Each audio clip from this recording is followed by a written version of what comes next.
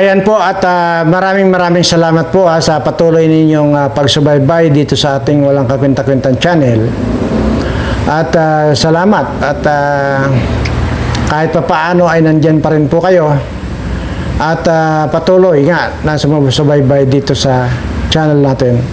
At mayroon lang po akong ipapanood sa inyo at ipapakita kung paano pong binisto ni Ted Filon ang katangahan at kabubuhan nitong nandyan sa Kongreso, no? At imagine nyo, talagang kahit na maling-mali na pinagpipilitan pa rin itong si Luistro.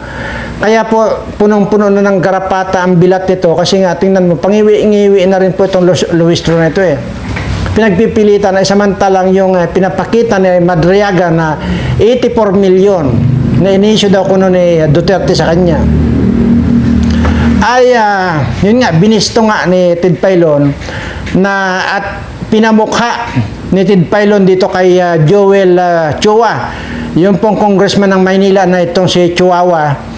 At pakinggan nyo lang po kung paano pong ipinamukha ni Ted Filon yung katangahan at kabubuhan nitong mga congressman na ito. Ano? Meron naman po kasing Ayan I was informed by PRRD that 2 land bank managers checks. Ang petsa nito, April 18, 2023 Nung panahon na iyon, si Marcos na ang presidente at siya ay may kinakaharap na kaso. Inaresto siya July ng 2023. April itong checking ito.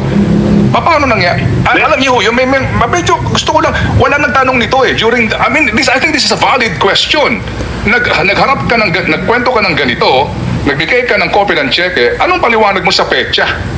Ang congressman, kasi kung pwede kayong magtanong sa laman lang ng affidavit at sa kanyang mga annexes, may interesting ditong sinasabi siya Number 27. On another incident, I was informed by PRRD that 2 land bank managers checks which were to be delivered to one of our safe houses in Eastwood, Quezon City in the amounts of 84,200,000 pesos and 4,800,000 pesos respectively were issued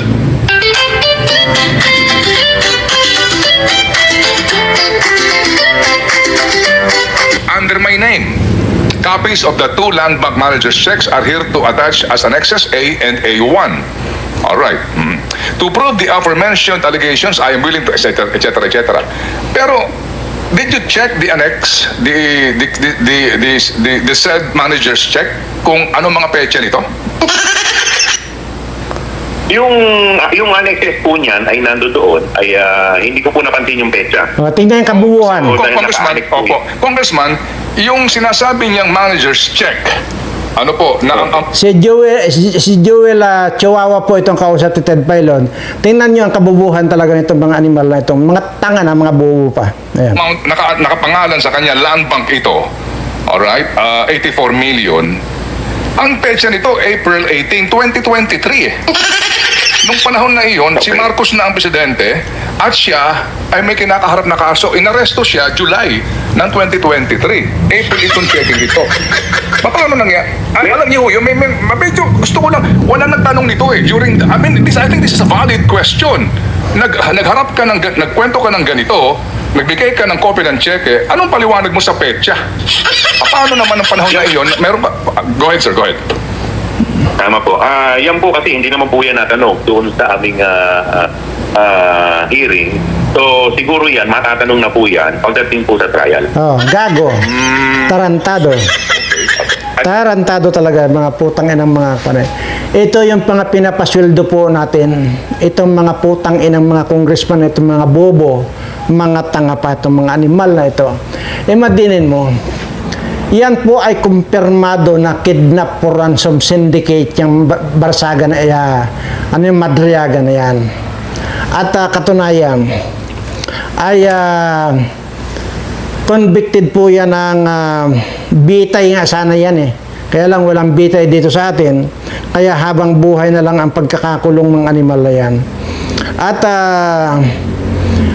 ayun, kahit na maling-mali na, pilit pang talagang pinaniniwalaan itong mga tanga at mga bobong congressman, lalo nitong si Chihuahua na ito. Mga buwisit talaga. Isa pa ito. Ito po ay isang ito nagsasalita po dito ngayon, itong papanood ko sa inyo. Hindi po ako nagkakamali, po ito, sundalo, ano? Mas pinapaniwalaan pa nila yung convicted criminal at binibigyan nila ng kredibilidad kumpara doon sa mga dating nagsilbi sa ating bayan para sa ating kaligtasan, para sa ating kalayaan. Si Madriaga ay kasalukuyang nakakulong sa BJMP Annex 2 sa Taguig City kaugnay ng pending kidnapping case. Inilarawan na rin siya noon ng PNP bilang mapanganib na sindikato. Mas pinapaniwalaan pa nila yung convicted criminal at binibigyan nila. Tapos, yan po yung produkto nung kabangagan nitong mga animal na ito. Hindi na po nila alam yung mga pinaggagawa nila. Imaginin mo. Wala na. Nananahimik na si President Duterte. Yun ang sinaksak niya na si President Duterte daw ang nagsabi, ay samantalang nag-issue ng manager's check, ay samantalang wala na si President Duterte, si Marcos na ang ang presidente. Ang totoo po nito, ganito yan. Humingi ng budget itong si Trillanes at si Dilima dito kay Bangag para pangbayad dito kay Madriaga para lang tumistigo ng mga kasinungalingan dito kay against BP Sara. Yan ang totoo niyan. Kaya, yung mga manager stick niyan, galing na po yan kay Trillanes na ang pinanggalingan ng pira kay Bangag. Yan ang totoo dyan. So, at saka si PRRD mag-issue ng 84 million dahil sa isang Madriaga na isang kriminal. Ito pa, maliban po niya sa 84 million, pinangakuan pa po yan na pagka na-impeach si BP Sara, ayan ay makakalaya. Kahit papalayain niyo ngayon, ibabalik at ibabalik sa kulungan yan, talagang kanyan. Una, marami din pong mga kapulisan ang napatay nitong mga ito. Po ito pulis din po yan, si Madriaga na yan. Marami pong napatay ang grupo niya na mga pulis din.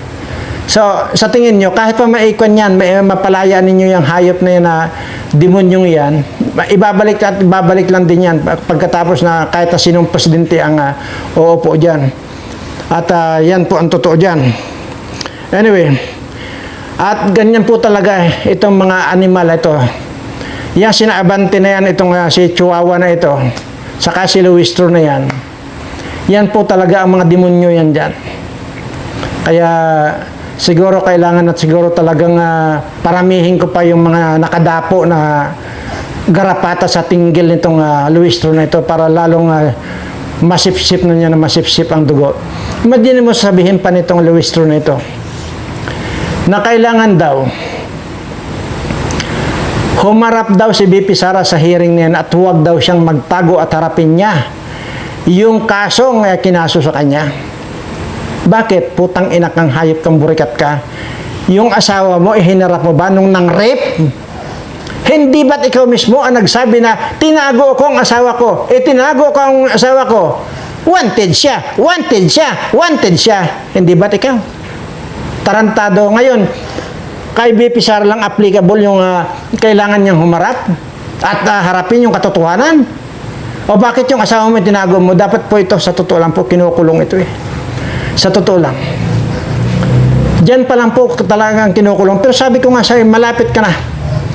Malapit na kitang ikulong. Maniwala ka sa akin. Ayun, yung mga tsuwa na yan. At ngayon, nadadagdagan pa at bumabaliktad na itong si Isko Moreno. Isko Moreno, tandaan nyo yan ha. Isko Moreno na yung isang balingbing niyang hayop na yan. Gago yan. Sige, hindi ka maintindihan sa inyo dyan sa Manila Muntik-muntikan ko na sabihin mabubo kayo dyan Alam niyo kung bakit? Hindi ba't yung Isko Moreno na yan ang nagpahirap sa inyo dyan sa Manila? Lalo na yung mga nag-o-occupy ng mga pwesto dyan sa palengke na yan na ibininta ni Isko Moreno na yan, di ba? Ang dali nyo kasing makalimot Yun ang sinasabi ko sa inyo pakadali nyo makalimot. Yan po ang salarin. Yang Isko Moreno niya, nanalo pa itong hayop na ito. Ngayon, ano sinasabi niya? Bongbong Marcos is doing well. Doing good. Doing good sa pag-singhot. Baka kasama nito sa pag-singhot tong hayop na to. Mga kababayan ko dyan sa Manila, magkuha naman kayo.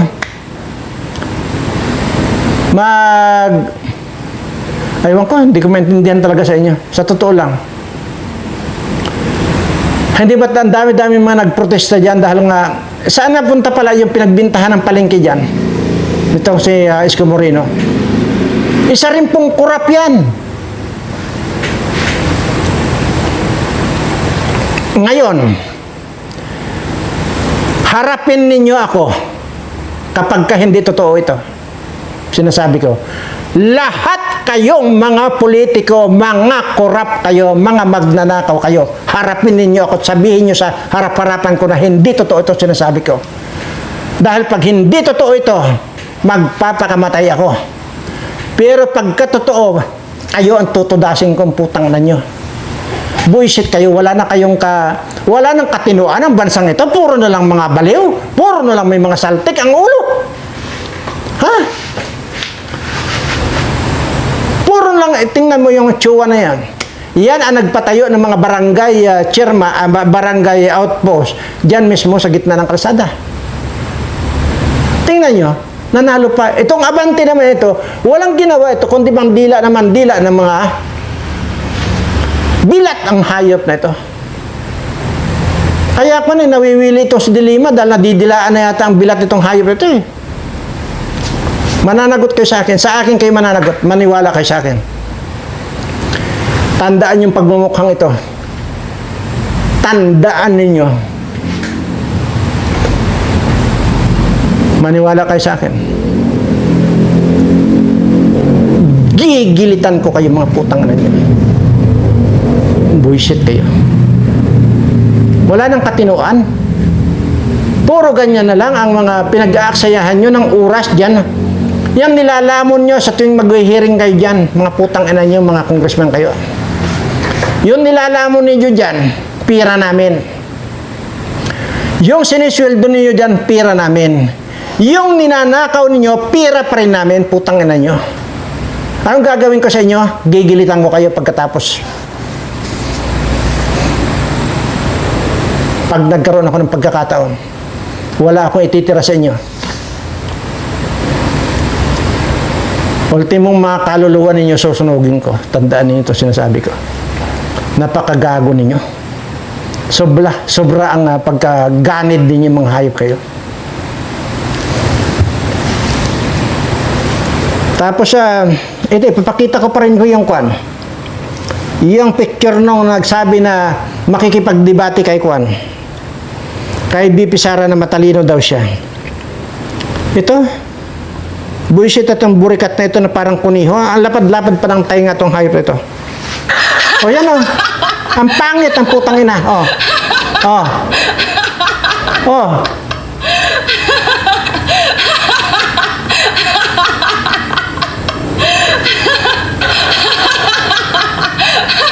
O yan. Tingnan mo ang mukha niyan. May sakit ang mukha. May sakit ang skin niyan. Tingnan nyo. Basta mga kwanto, mga demonyo. Mga demonyo talaga. Buisit ito. Ang kakapal ninyo mga hayop kayo.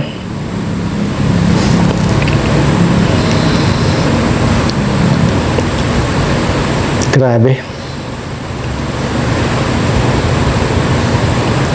Ewan kung ano pa ito. Ito yung ito yung sinasabi ni Madriaga na binigyan daw niya ng painting itong si BP Sara. Tapos, di ba, nalaman nyo naman na hindi totoo yung sinabi niya at umalma yung totoong gumawa ng painting. Pero ito yung mga bersyon ng painting. Panoorin niyo yung mga bersyon ng painting. Kaya pala, importante kay Madriaga yung painting, mga idol. Ngiwi! Ito pala yung original, yung tatlo na yan. Oh. Okay. Nakikita yun naman, di ba? So, alaman natin. Ito si Sindan niya. Ha? Ito si Sindan niya. Tingnan niyo yung ngiwi niya. Ito pala yung original, yung tatlo na yan. Ang pangit ng bunganga ng hayop na Sindan niya na yan. So alaman natin. Oh, yan. Putang ina yung bunga. Importante kay Madrian. Yung bunga nga niya nandito nasa gilid ng tainga niya. Anong nangyari sa iyo, Sindanya? Bakit, ano yung tinaga? Tapos nalipat yung bunganga mo dito sa tabi ng tainga mo. Tapos itong si Franz Castro, ito pa isang Franz Castro na itong gagon to. Tignan niyo, ha? Ito pa. Kung yung simpleng nagnakaw ng manok o nagnakaw ng mangga, antimano kulong, si Franz Castro, na ang daming pinagnanakaw nito at ang daming mga nirecruit na mga NPA na yan, na mga estudyante, na mga nagidnap ng mga bata, yung mga kinidnap ng mga bata, tingnan nyo, hindi pa nakukulong, samantalang convicted na yan. Na guilty na beyond reasonable doubt, pero hindi pa nakukulong. Kasama si Satoru Campo, na isang tumanda na lang sa pagiging NPA ang hayop na yan.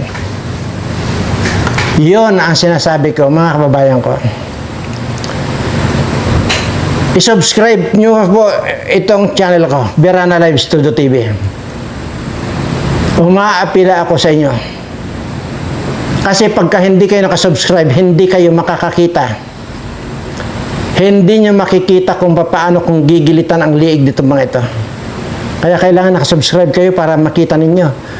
Ma-informahan kayo or ma-notify kayo ng YouTube pag in-upload ko na kung paano kung gilitan itong mga magnanakaw na ito at mga NPA na ito. Ha? Sige, kayo rin.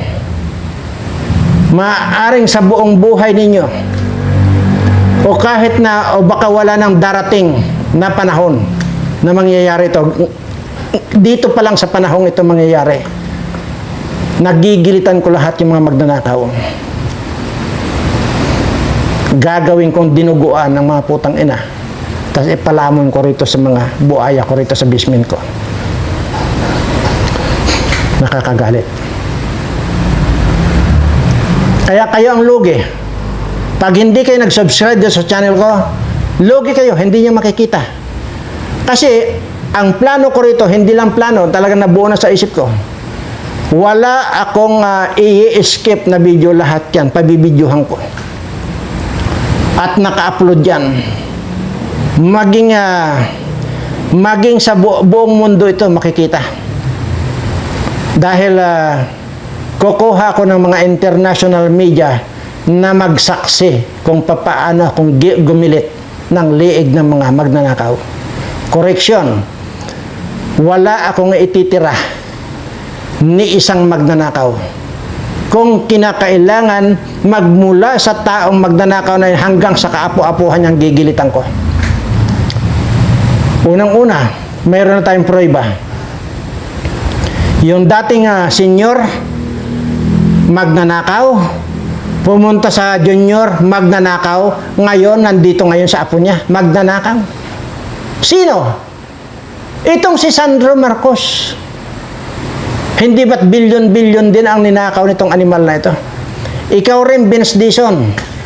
Pag hindi ka pa umalis dyan, maniwala ka, pag inabutan kita dyan, ibabalik kita sa bilat ng ina mo. Ay lalo't para kang mukhang pitos na hayop ka.